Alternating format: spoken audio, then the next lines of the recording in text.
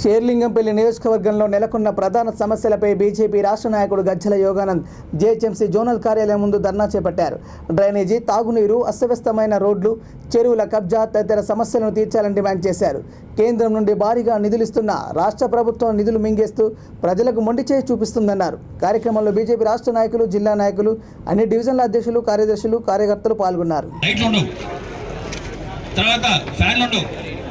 మంచి ఇళ్ళు ఉండవు, మరుగుదొడ్లు సరిగా ఉండవు, ఈ విధంగా వాళ్ళకి మెయింటెనెన్స్ కూడా చాలా సరిగా ఉండవు. ఇటువంటి పరిస్థితుల్లో స్కూల్ ఎట్లా ఉన్నాయి, బస్తీ దవాఖానాలు మనం చూసాం. మనం మొన్న కరోనా విషయంలో మనం చూసాం ఎంత సఫర్ అయ్యారు. స్కూల్స్ ఎక్కడ హాస్పిటల్స్లో సరైన వైద్య సదుపాయాలు లేకపోవడం వల్ల ఎంతోమంది ఆస్తులు అమ్ముకున్నారు, అప్పులు చేశారు, ఎంతోమంది చనిపోయారు. అయినా కూడా సర్కారుకు ఉలుగు పలుకు లేదు.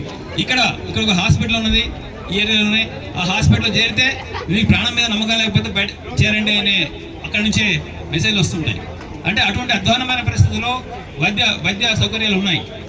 బస్తీ దవాఖానాలు ఏర్పాటు చేయడానికి ప్రభుత్వం సెంట్రల్ గవర్నమెంట్ నుంచి ఫండ్స్ వస్తున్నా కూడా ఆ ఫండ్స్ తీసుకుంటున్నా కానీ బస్తీ దవాఖానాలు ఎన్ని కావాలి ఎన్ని ఉన్నాయి.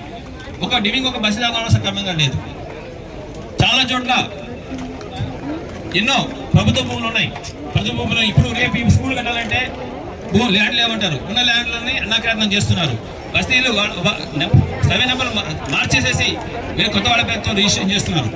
మనం చెరువులు చూసాం, చెరువు అదే పరిస్థితి. చెరువు లోపల మట్టి అనేది ఎవరు కూడా మట్టి వేయడానికి అధికారం లేదు.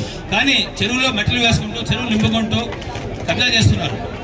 డ్రైనేజీ చెరువులోకి వెళ్తున్నది. డ్రైనేజ్ చెరువులోకి వెళ్తుంటే ఇది బాధ్యత మున్సిపాలిటీది కాదా? మనం ఇక్కడ చెత్త రోడ్డు మీద వేస్తే ఫైన్ వేయాలని చెప్పన్నారు.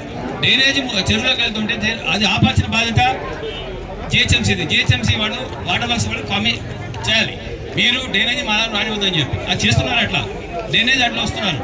చెత్తా చెదారం వాళ్ళు ఎక్కడ చెత్త పెడితే అవన్నీ తీసుకెళ్ళి బయట ఎక్కడ వేయాలి, తీసుకెళ్ళి చెరువులో వేస్తున్నారు. ఆ చెరువులో వర్షాలు పడితే మురికి ఆ చెత్తా చెదారం కలిసి దోమల పెడత పెరుగుతుంది. దోమలు పెరిగే చుట్టుపక్కల అందరూ కూడా వాసన వల్ల కానీ లేకపోతే కాలుష్యమైనటువంటి వాతావరణం వల్ల కానీ లేకపోతే దోమల వల్ల కానీ అనారోగ్యం పడుతున్నారు. మనం చూస్తున్నాం ఎన్నో చోట్ల ప్రజలు ఆరోగ్యంతో ఇబ్బంది పడుతున్నారు.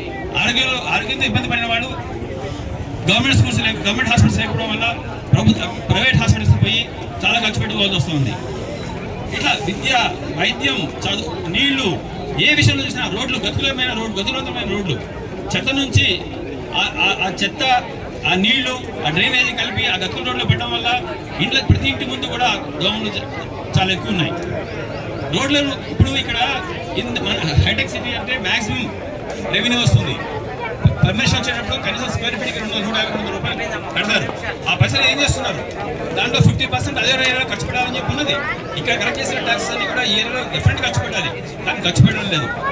సెంట్రల్ గవర్నమెంట్ ఎన్నో ఫండ్స్ వస్తున్నాయి, ఆ ఫండ్స్ దాన్ని మళ్ళిస్తున్నారు.